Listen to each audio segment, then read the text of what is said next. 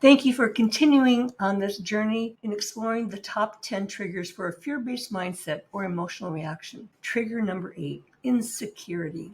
Insecurities are part of being human, yet everyone is unique and not everyone displays the same behaviors when feeling insecure.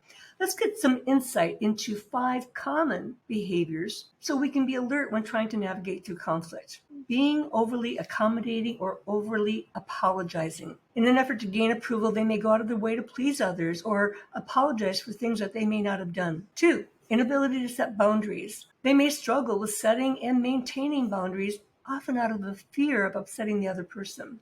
Negative body language. This could include slouched shoulders, crossed arms, and avoiding eye contact. Being indecisive. They may have difficulties making decisions, fearing that they'll make the wrong one. And then defensiveness. They may actually perceive criticism or harsh words as being a personal attack on them.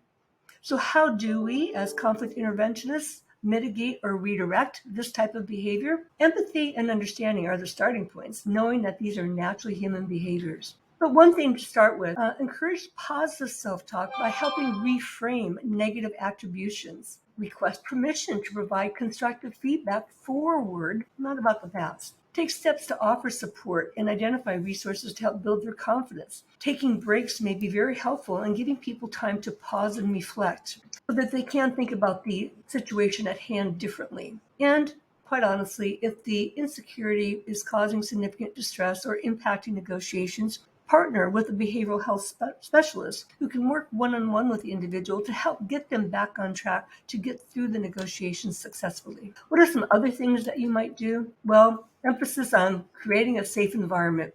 And as those of you who may have heard me before, is that mediation negotiation isn't an event, it's a process. So start building that trust even before the negotiations begin. Of course, use your active listening and empathize even when you may not understand what their feelings are all about. You can acknowledge that they exist. Normalizing feelings can also be very helpful by sharing that others in a similar situation may feel the same way or similarly, and then asking open-ended questions.